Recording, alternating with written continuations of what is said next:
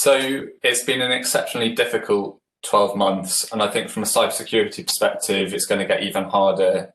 Companies are very, very vulnerable with dispersed workforces.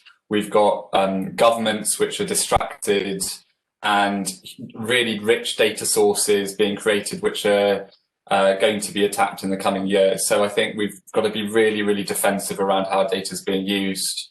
I think audit in AI will be another big area of focus and interest, knowing how data is flowing through algorithms, being able to give real transparency around how those algorithms are being used. And audit hasn't tended to be associated with technology before. I think that's going to change. And then on a hopeful note, I think we're going to see much more transparency this year around how data is used, many more privacy enhancing technologies which businesses will want to use because it improves their relationship of trust with the consumer.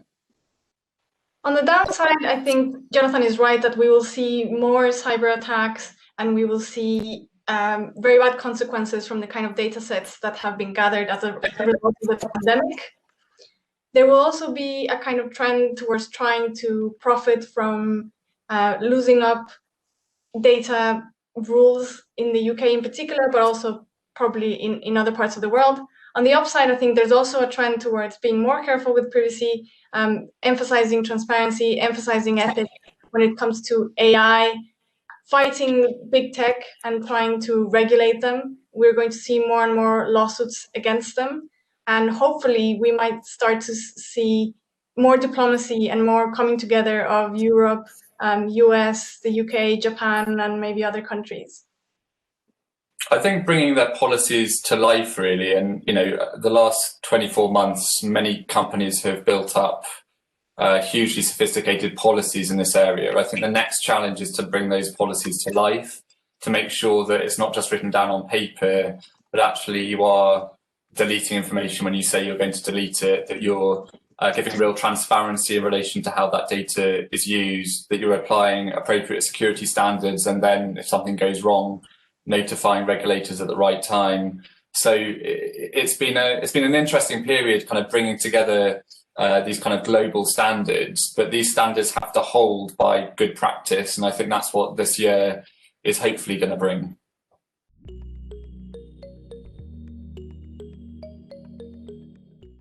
They should be focusing on being on the right side of history. It's a matter of time before we regulate the internet, AI, and data.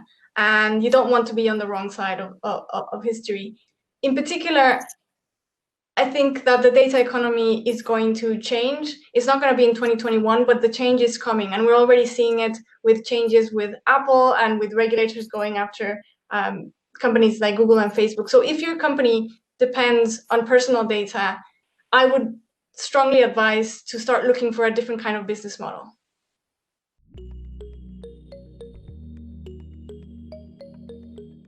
Be a year in which we're going to see new regulation from Europe, and other countries will start talking about it. Hopefully we'll start to see new regulation from the US, and it's going to be the year in which AI ethics really becomes part of the mainstream. Absolutely, and Europe is going to be first out of the blocks. We're going to have some of the strictest rules around AI use and transparency in the world in Europe from the end of 21. Key concepts are going to be the auditability of the algorithms you're using, the transparency of those algorithms, the ability of you as a business to be able to explain to individuals, consumers, how that high-risk technology is working. So some really foundational step changes are going to be needed in 21 to pivot to that new world. And it's not just Europe, US, APAC, or the rest of the world is going to follow. So this is a big new change.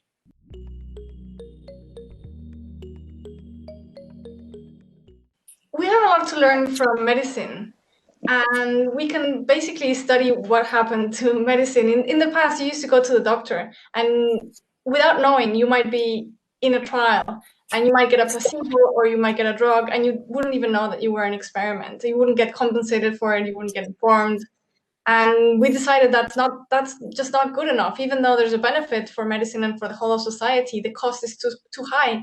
And mostly it's not needed, because when you ask people to volunteer and when you inform them, people are happy to contribute.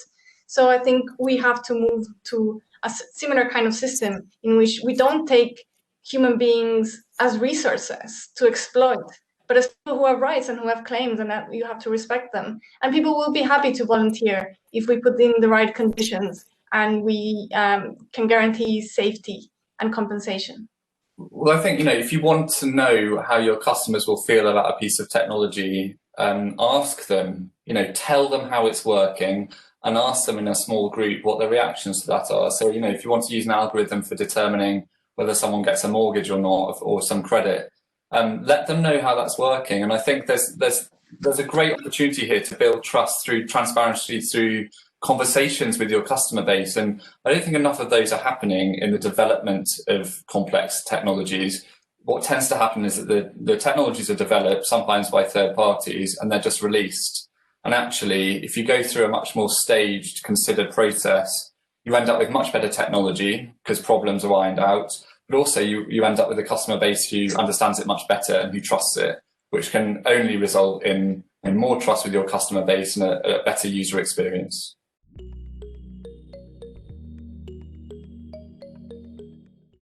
The way I present it in my book is that data is a kind of toxic asset and we should treat it as such. And that doesn't mean we can't use it. There are all sorts of toxic substances that we use for different purposes, but we have to use it with a lot of care, and we just can't collect as much of it as we possibly can and just leave it there, because it's a ticking bomb. Eventually it's going to poison somebody. And data is toxic for individuals because it exposes us to all kinds of data-related harms like discrimination, identity theft, and so on. But it's also toxic to institutions because every personal data point is a potential lawsuit, a potential liability. And it poisons society because it is undermining things like equality. Instead of being treated as equals, we are being treated on the basis of our data.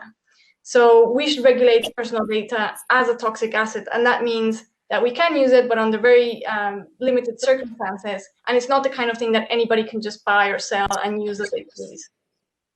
Well, I think as we've seen through so many headlines, data can turn toxic, and increasingly we're seeing technology that's trained on that data.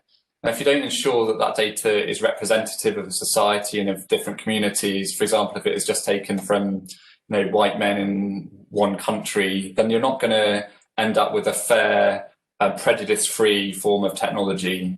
And I'd like to see much more work going on in the area of ensuring that data sets are representative, are thought of very carefully before technology is released on them, and that it is auditable. So you're not afraid to talk to a regulator about how those data sets are being formed. And I think that should be a really important aim of 2021.